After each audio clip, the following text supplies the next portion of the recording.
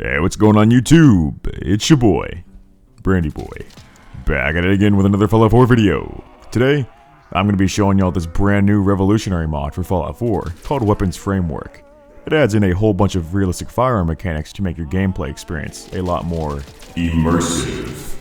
You know, what I always thought was lame about Fallout 4 was how some of the mechanics from previous titles were either dumbed down or just taken out altogether.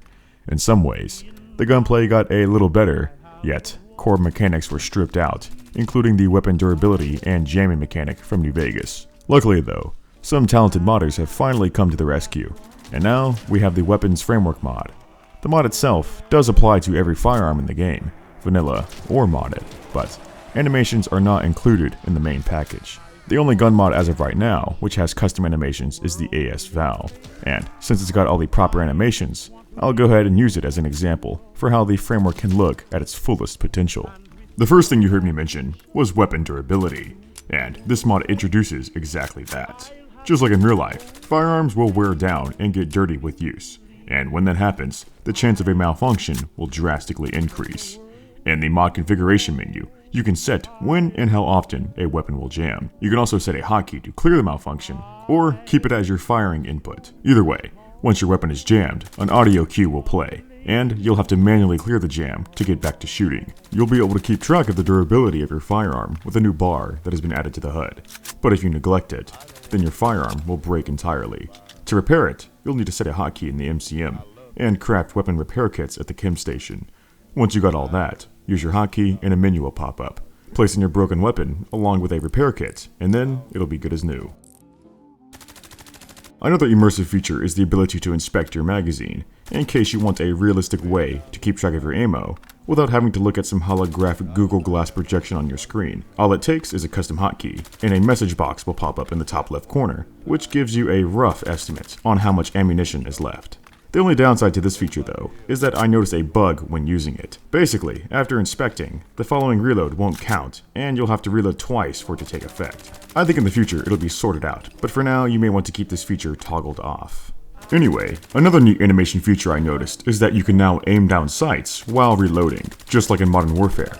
But of course, the AS-Val mod is the only one right now which has those animations. One bug I noticed though, is that if you stop aiming during a reload, it'll reset the animation entirely. So, I suggest holding on your aim button for the duration of the reload, and then you'll be good. On to the next mechanic though, the Weapons Framework mod includes the ability to swap out attachments while on the go, and the AS-Val has a cool little animation where you whip out a screwdriver to do so. All you have to do is set a hotkey from the MCM, and you're ready to customize. However, I noticed that you can attach accessories that you don't have, and some may not equip at all, but it's still a really nice convenience to have. Another realistic mechanic is what's referred to as a simple reload.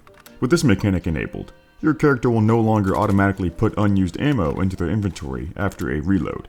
They'll drop it on the ground just as if they had dropped the magazine. It may be a bit immersion breaking though, because it's not like a magazine will just morph into an ammo box, but it's a step in the right direction. But of course, you can always keep this feature toggled off if you don't care for picking up all that extra ammo constantly. And in case you were wondering, this framework is compatible with the Tactical Reload framework, which is what I showcased last week. If you want any details on what exactly that means or what it does, then hey, go ahead and watch that video right after this one. I mentioned in that video how the AN-94 was the first burst rifle I had seen in Fallout, but now with the Weapons Framework, you can enable burst firing on any gun.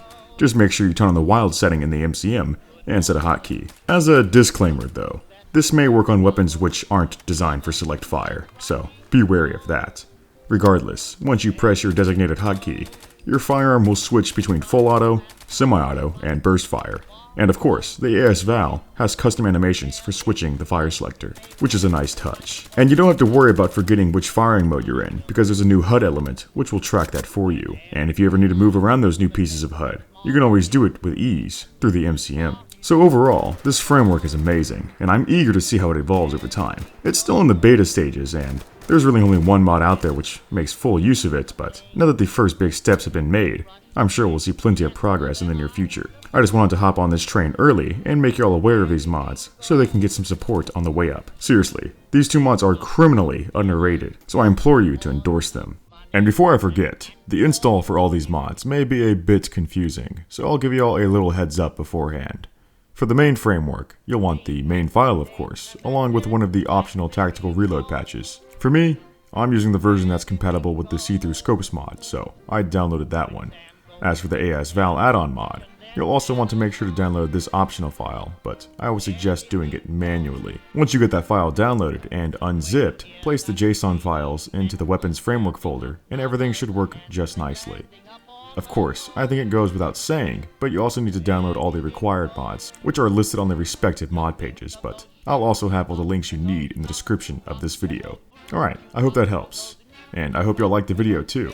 If you did, then go ahead and jam that like button, and subscribe if you want to see more videos like this, and I'll see y'all in the next video.